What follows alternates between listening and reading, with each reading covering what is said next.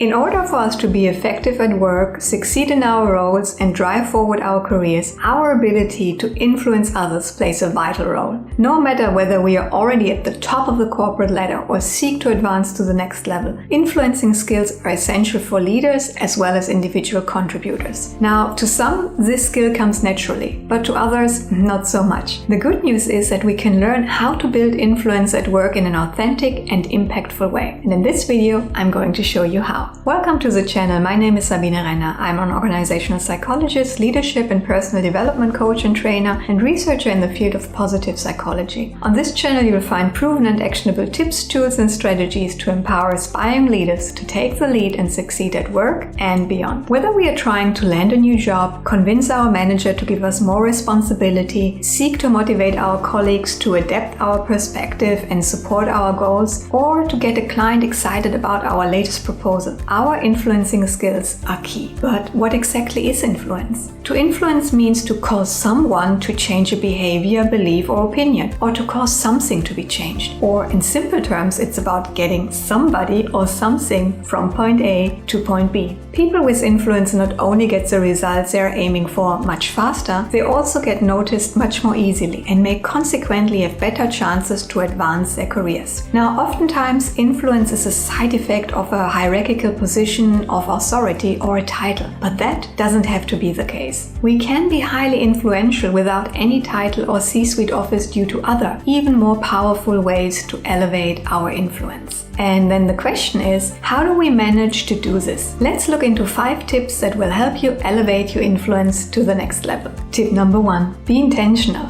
As much as we might wish for it, effective influence just doesn't happen automatically. It requires thought and strategic direction along 2 types of question. Now, the first type of question really relates to our intention. What is it in this particular situation that I seek to achieve, and why does it matter? And what is the outcome that I'm aiming for? And then the second type of question relates to the pathway to get us there. Who do I seek to influence? How can I best approach this person? And what is the best I could say or do to convince him or her? If we don't know what we're aiming for and who could help us to get there and how we can get this person to support us, it is very, very challenging to influence anybody. And this brings me to the next tip, which is tip number 2. Appreciate the other person, acknowledge their perspective. This one is so important, I cannot emphasize it enough. When we try to influence somebody, we typically do that because we want that person's line of thinking or acting to be supportive of what it is that we are aiming for. Now, it's tempting to speak about what we seek to achieve and why it matters to us, and to tune in into this me and I mode of storytelling and argumentation. But honestly, that is typically not that interesting nor appealing for others to hear.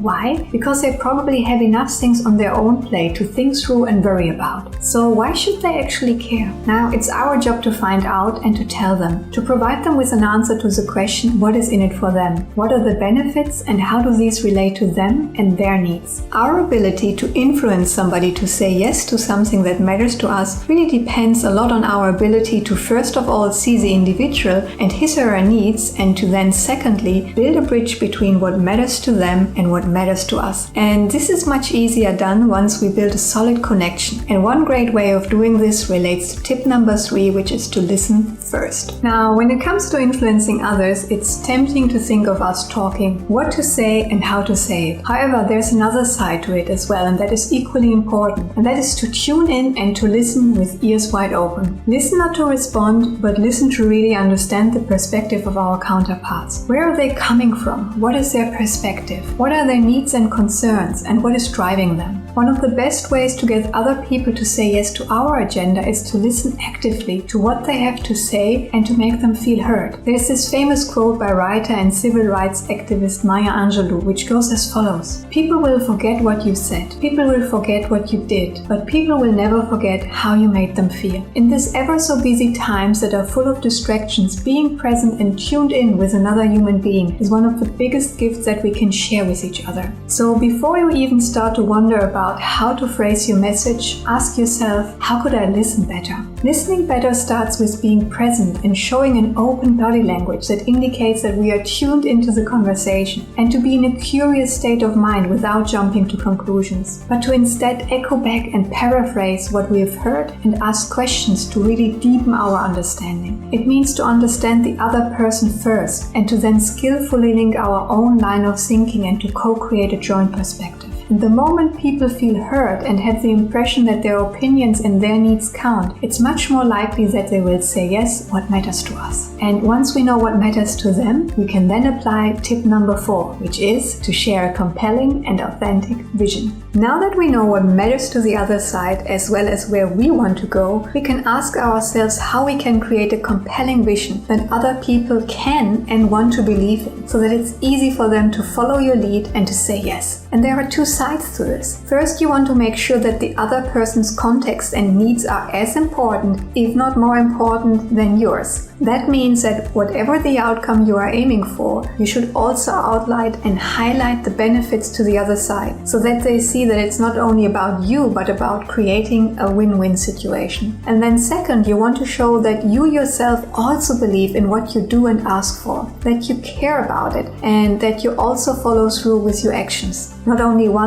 but consistently. And then, tip number 5, package it wisely. And now, finally, this relates to the moment you reach out to somebody and trying to influence him or her. And again, there are a couple of facets linked to this idea. The first one is to think about the words you use to tell your story. Words are extremely powerful. They can open doors or build walls. They can cause people to see opportunities or to rather focus on challenges. They can uplift somebody or pull somebody down. So think it through wisely. Which words will help you create the impact that you're aiming for? Then think about how you want to show up. What body language do you want to display? Do you want to come across as friendly and open? Well, then signal that by keeping, for example, your arms uncrossed, turning your torso to the other person, and maintaining, if culturally appropriate, eye contact. Do you want to show confidence? Well, stand or sit up straight with your shoulders back. Are you presenting in front of an audience? Use the stage to your advantage. Slowly move from one side to the other and keep a firm stand when pausing. And then lastly, think about the energy that you want to bring to the situation. How can you uplift your counterpart? And how can you show that you care? By following through these 5 tips, you don't have to have a fancy senior management title to influence others at work. All it takes is to become intentional about what you want to achieve, to link this objective to the needs of others, and to create and share compelling and authentic vision around it. And now, it's up to you.